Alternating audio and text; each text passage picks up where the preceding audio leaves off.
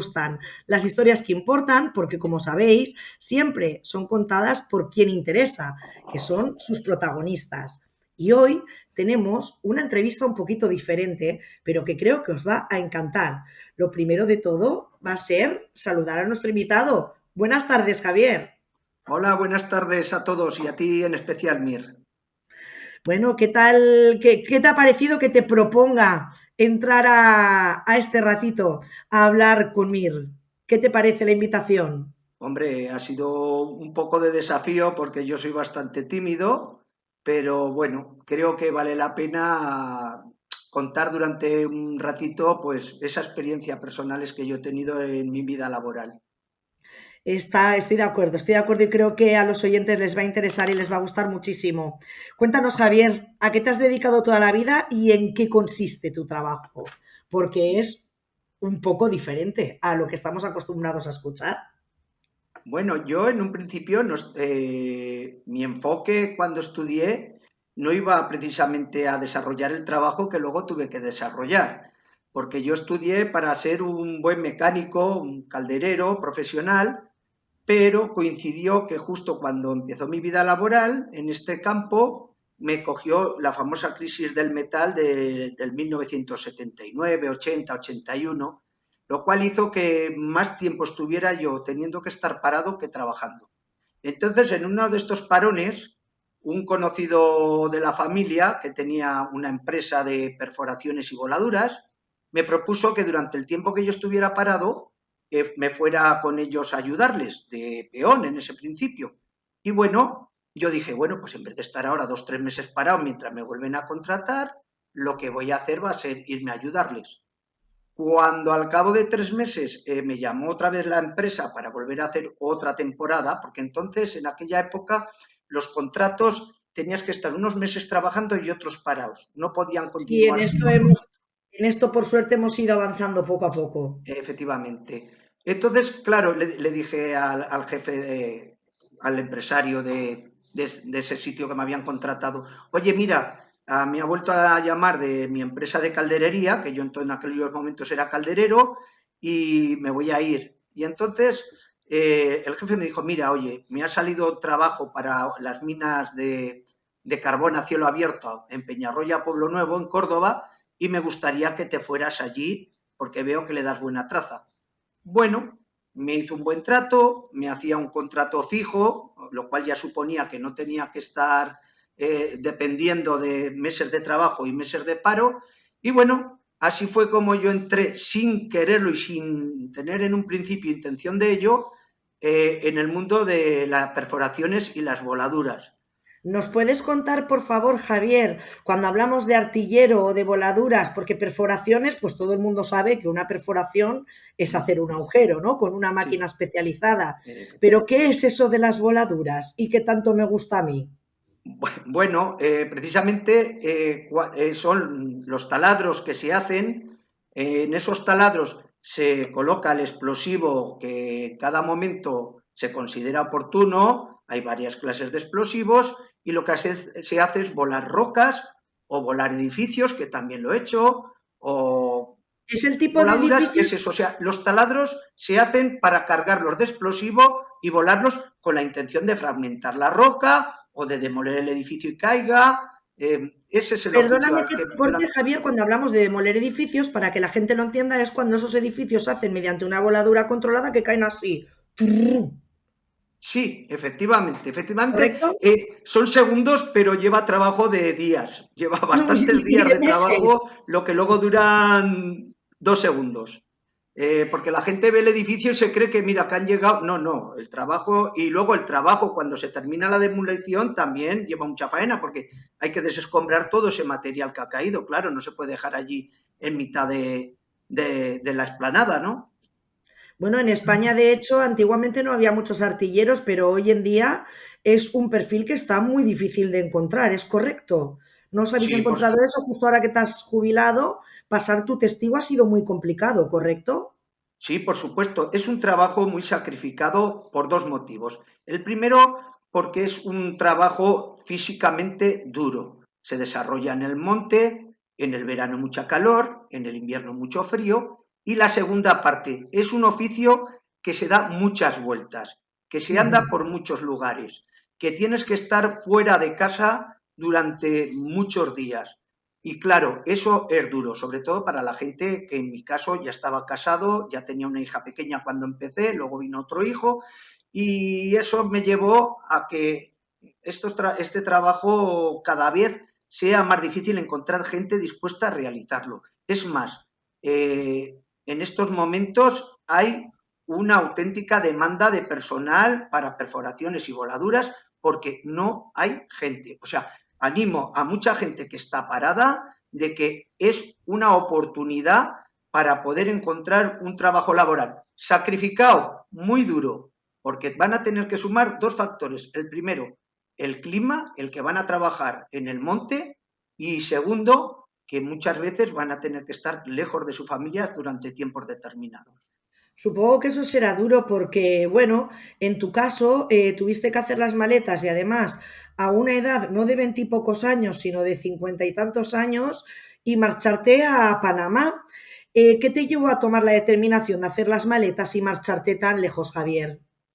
Bueno, me cogió, como bien sabemos, la crisis del 2008, empezó a paralizarse toda la obra pública, empezó a paralizarse las edificaciones, no había voladuras en canteras porque las canteras no se gastaba hormigón, por lo tanto no se usaba, no se hacía obra pública y entonces en este país las empresas, muchas de construcción, para sobrevivir, tuvieron que irse a buscar trabajo fuera del país, incluso fuera del continente. Entonces, un continente que en aquellos momentos había bastante trabajo de construcción y de obra pública era Hispanoamérica. Y dentro de Hispanoamérica estaba Panamá, que en aquellos momentos, yo te estoy hablando de que fue en el 2012, a principios del 2012, cuando yo voy a Panamá, Ujú. estaban haciendo el canal de Panamá, se estaba haciendo el metro de Panamá, se estaba haciendo varias centrales hidroeléctricas y había bastante trabajo de los oficios nuestros. Yo en un principio a Panamá fui para hacer una central hidroeléctrica. El trato era que iba a estar aproximadamente 9 meses, un año como mucho, se hacía la central hidroeléctrica, que era en el departamento de Veraguas, que eso que hay más o menos por el centro de Panamá, entre Costa Rica y Colombia, pues digamos que en Panamá por la mitad, y justo cuando ya íbamos a terminar ese trabajo, se ponen en contacto con la empresa en la que yo trabajaba y dicen que, bueno, que interesaba que perforistas y artilleros para terminar el canal de Panamá porque iba retrasado. Esto te estoy hablando del año 2013. Entonces, Mira, me has pues, adelantado una pregunta porque justamente te iba a decir qué proyectos hiciste allí, porque es bueno, lo que tú decías, primero fuiste para una cosa y luego terminaste haciendo otra. bueno, sí. Luego fui, cuando ya terminamos, digamos, lo que es el tema de la central hidroeléctrica, es cuando paso a trabajar en el canal de Panamá del año 2013 hasta su inauguración. La última perforación que se hizo en el canal de Panamá la realicé yo estoy hablando de que yo siempre trabajé, porque hay que entender una cosa, el canal de Panamá tenía dos zonas de esclusas, la del Atlántico y la del Pacífico. Yo Ujú. trabajaba en la del Pacífico, o sea, en Panamá City. Bueno, hasta la última voladura que se hizo, precisamente estuve yo y la realicé yo por casualidad, podía haber sido otro compañero, pero fui yo, Bueno, pero que fue fuiste tú. precisamente un pequeño pasadizo que era lo que cortaba el agua para que pudiera entrar a las nuevas esclusas. A partir de ahí empezó a llenarse el canal y era muy, muy gracioso porque una vez que empezaron a llenar el canal, te voy a contar una anécdota, se dieron cuenta que en la otra punta había quedado un pequeño peñón que había que perforar y volar. Con lo cual yo tuve que entrar a perforar aquel peñón ya cuando resulta que ya estaba entrando el agua. A la Ostras. vuelta, que encima era de noche, que ya había terminado la perforación después de 5 o 6 horas de perforar, yo la Ujú. verdad es que pasé algo de miedo porque no veía y la máquina ya iba por dentro del agua. Y decía yo, como pilla algún socavón o algo, aquí desaparece Javier y aquí desaparece la máquina. O algún caimán también te has encontrado. Sí, Sí, algún caimán también me he encontrado, pero eso era en la parte de abajo, en la que ya Ya. daba hacia el mar de Panamá. Porque claro, nosotros allí había la zona última, la de abajo del todo, cuando perforábamos porque había que rebajar el suelo, había unas máquinas que estaban dentro del agua y otras que teníamos que perforar aprovechando cuando había la baja mar. Es decir, cuando la Ujú. baja mar entrábamos, pero cuando subía el mar, como subía por encima de la perforación, teníamos que salir.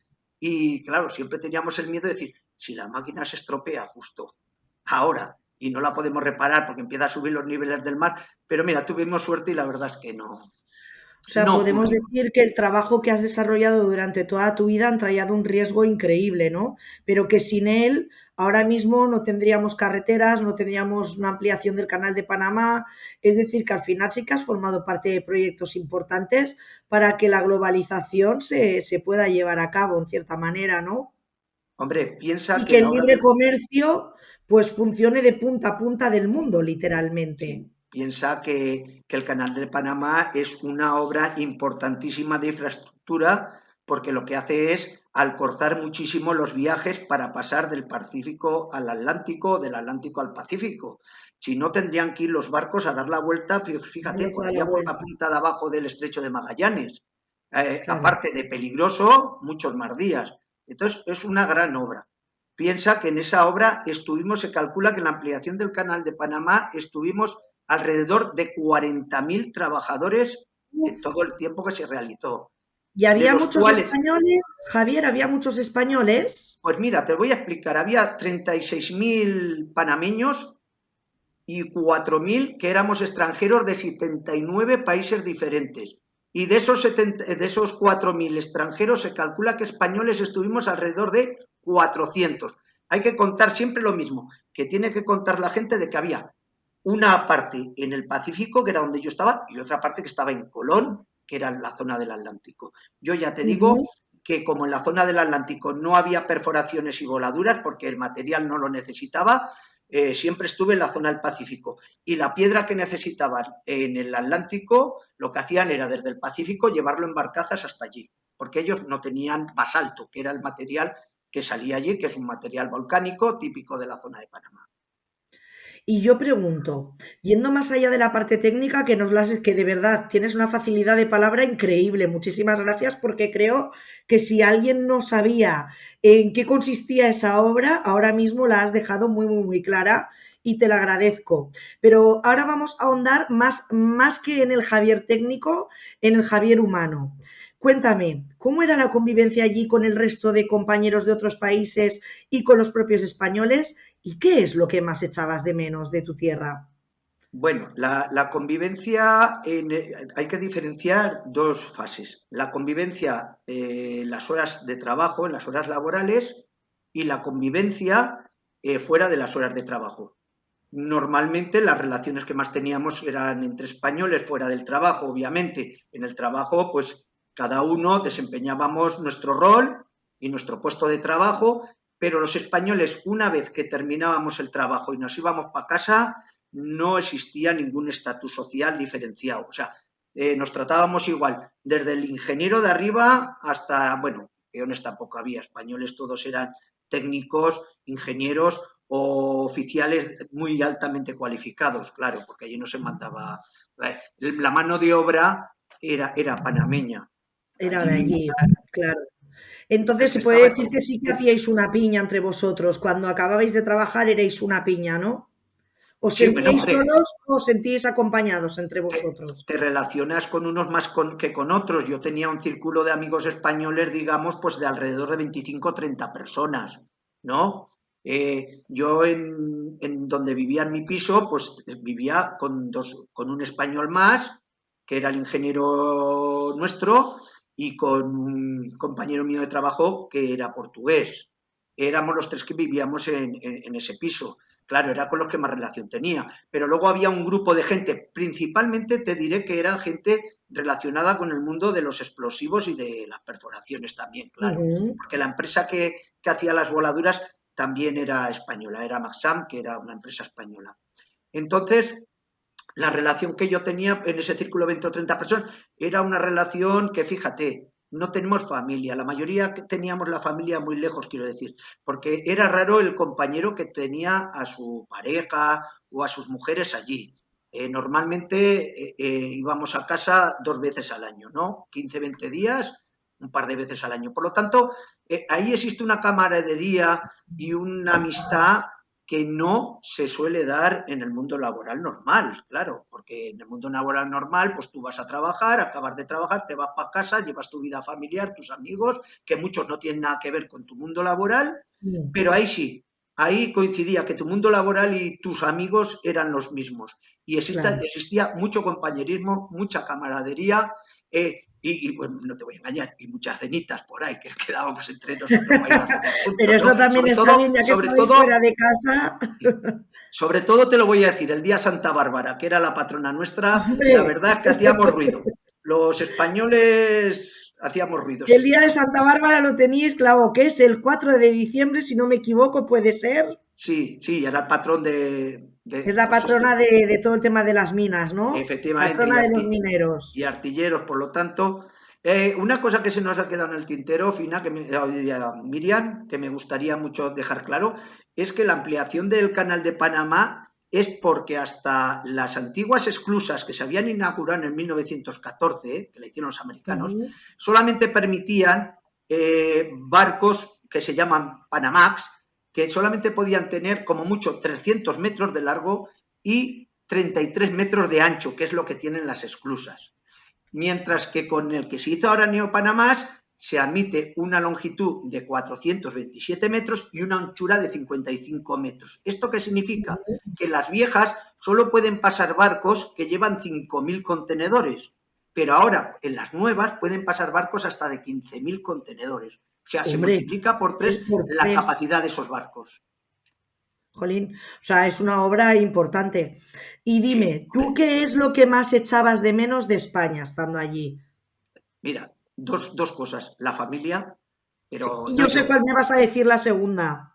La familia es lo más importante. Tú precisamente estás allí, entre otras cosas, por la familia, aunque parezca una contradicción, que dices, mira, resulta que solo vive por la familia y piensa por la familia y se va a 7, 8 mil kilómetros de casa. Sí, claro, porque la familia tiene unas necesidades, gratis no dan nada y hay que aportar un dinero a casa. Y lo segundo, la comida. Los Bueno, yo españoles iba a decir llevábamos el mucho. jamón, iba a decir el jamón, porque Pues, muchos españoles que se han ido fuera de España me han dicho que lo que más echan de menos es el jamón. bueno, en mi caso dos cosas, el jamón y el pan, porque yo soy muy panarro. Y allí el pan, luego tuvimos gran suerte de que conseguimos una tienda que se dedicaba a importar vinos y cosas y traía pan congelado de España. Sí, sí, de España. Y entonces en esos hornos lo calentaban y bueno, por lo menos comíamos un pan más o menos al estilo nuestro. Pero el pan lo llevaba yo fatal. Bueno, ¿cuándo finalizasteis las obras, Javier? ¿Cuándo finalizó todo y cuándo se hizo la inauguración? Y háblanos de ese día, porque fue un día en el que se retransmitió por todas las televisiones del mundo. Pues mira, el final, la inauguración fue el 26 de junio del 2016 y se terminó Ujú. prácticamente, como aquel quien dice, unas horas antes, porque yo me acuerdo que 2 semanas antes estaba yo allí en la obra. ¿Y por qué? Porque hubo unos problemas serios en una de las compuertas que tenía unas fugas muy importantes, que por cierto también tuvimos que bajar con las perforadoras abajo a perforar para poder inyectar y quitar las fugas, y eso Vaya. hacía que se alargó hasta el 26 de junio. Quiero decir una cosa, el gobierno panameño o las autoridades panameñas se comportaron con los trabajadores de una manera exquisita, de tal manera que el día de la inauguración la fiesta fue en honor de todos los trabajadores que allí habían trabajado. Teníamos prioridad. Estuvimos en la zona VIP, bueno, no los 40.000, porque muchos ya habían marchado, muchos estaban en España ya, porque claro, así como acaban sus tareas, pero sí, nos dieron unas entradas y nos tuvieron muy, muy bien tratados y muy considerados, y toda la fiesta se hizo en honor de los trabajadores y sobre todo, que fue muy emotivo, los 7 compañeros que murieron durante las obras fueron recordados desde el primer momento en esa obra. Normalmente tú vas a la mayoría de las obras que cuando las inauguran estás en la otra punta de donde las inauguran. Ahí no, ahí invitaron personalmente a todos los que habían trabajado en el canal, los que Qué podían bien. asistir. Y nos hicieron una gran fiesta, con comida, bebida, y eso tengo que reconocer que fue algo que me llamó positivamente la atención, de que eran los trabajadores la gente a la que fue hecho honoríficamente esa fiesta. ¿Qué sentiste cuando viste todo aquello? El decir, uff, ya lo hemos terminado por fin, ¿no? ¿Qué sentimiento tenías cuando estabas viendo que ese primer barco inaugural estaba cruzando esas esclusas? Bueno, nosotros, claro, nosotros estamos en el lado Pacífico y el barco entró por el lado Atlántico, por Colón. Entonces Ujú, entró a primera hora de la mañana y nosotros ya eran, pues no recuerdo bien si las 5 o las 6 de la tarde cuando el ujú. barco llegó para volver, continuar por el Pacífico. Recuerdo que era un barco chino y porque eso nunca se olvida, el Costco Shipping Panamá, le pusieron ese nombre en honor a que se inauguraba el canal y claro, formabas parte de la historia, insignificante, no eras un granito de arena en la historia, pero claro, te sentías orgulloso en el sentido de que decías, acabo de estar en quizás una de las obras más importantes del planeta y ese granito de arena que hay ahí es obra mía y te Qué sientes bonito. muy orgulloso y muy emocionado. La verdad es que sí. Es cualquiera que se dedica a la obra pública o a la construcción pues siempre su sueño es estar en una obra de estas, claro. Aquí en España había estado en obras grandes, pero obras grandes quiero decir, una presa donde había 500 trabajadores o yo qué sé, o una mina de cielo abierto donde había 500 trabajadores. Pero claro, de repente te encuentras una obra donde había el último día, cuando ya terminamos, que yo ya me fui, ya solo quedábamos 7.500 trabajadores. Pero fíjate, Solo, 500 trabajadores todavía hasta el último momento. madre mía, ¿ahora volverías a irte tan lejos dejando aquí a tu familia si te lo volvieran a proponer? Esta es la pregunta del millón. Claro, hay que ver que yo me voy en un contexto muy determinado, en un contexto en el que yo estoy con 52 años sin trabajo en España porque la empresa anterior a esta que me fui de Panamá me llamó, me acuerdo, un 23 de diciembre del año 11, Mm. que afortunadamente solo estuve parado 20 días, y me dijo que, bueno, que no había trabajo y que me iba al paro. Tenía 52 años. O sea, un hombre con una edad que ya, si hubiera habido trabajo, pues al ser un oficio que hay mucha demanda, pues encuentras trabajo. Yo encuentro trabajo hasta el último momento, hoy en día encontrarías trabajo de gente como profesional en este oficio, pero en aquel momento no había porque las empresas estaban todas igual. Entonces, en aquel contexto yo me fui porque no me quedaba más remedio que o ir al paro y malvivir y en esos momentos, pues tomé la decisión de irme. Ahora, en estos momentos, tal como está España, no me iría. Me quedaría a trabajar aquí, que hay trabajo suficiente en este oficio, y no me iría. Aún sabiendo que no ibas a formar parte de algo que cambiaría el rumbo de la historia, porque al final las personas somos un poco ególatras, ¿no? O sea, si tú Pero supieras que vas a cambiar el curso de la historia, como ha sido el caso con esta obra o colaborando dentro de esta obra, igualmente primarías quedarte en España teniendo en cuenta cómo están las cosas ahora, o el hecho o el gusanillo ese, como tú has dicho antes, de decir voy a formar parte de algo muy grande, te hubiera ganado. Lo digo porque yo, por ejemplo, soy ególatra. Entonces, por eso te pregunto, en tu eh, caso, ¿qué harías ahora cada mismo? persona es diferente. Yo, por De eso. supuesto, me encanta lo que hice y lo que realicé.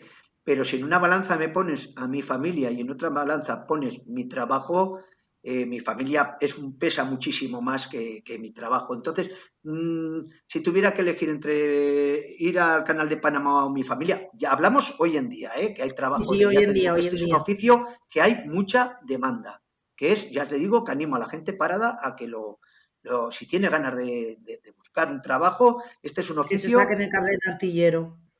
sí que es que se busca mucho porque no hay. Entonces, no, yo creo que tal como está en España hoy la oferta de trabajo de mi oficio, no me iría a Panamá. aun a sabiendas de que ha sido una cosa histórica, que ha sido un momento que solamente 400 españoles hemos podido, digamos, saborear de los 50 millones que somos, o 48, pero en estos momentos me daría igual no formar parte de esa pequeña historia y no me iría. Y no te irías. ¿Algo más que quieras aportarnos, Javier? Pues nada, agradecerte mucho que me has dado la oportunidad de contar una pequeña parte de mi historia y animar a las personas a eso, a que si no tienen trabajo, intenten buscar por este camino a ver si pueden conseguirlo. Es muy bonito, la verdad es que es un oficio precioso, es un oficio diferente, pero es un oficio duro y no quiero engañar, es un oficio muy duro. Pues entonces a lo mejor no todo el mundo está preparado. Nosotros lo que tenemos que hacer es darte las gracias a ti por haber compartido tu historia y a vosotros oyentes os espero la semana que viene para contaros historias nuevas, ya sabéis, contadas por sus protagonistas. Mientras tanto, podéis seguirme en redes sociales, tanto en Instagram como en TikTok, con el nombre de Inmunowoman y estaré encantada de recibir vuestros mensajes por si algún día alguno de los entrevistados quiere ser tú. Un abrazo y hasta pronto. Gracias por todo, Javier. Muchas gracias a ti por atenderme.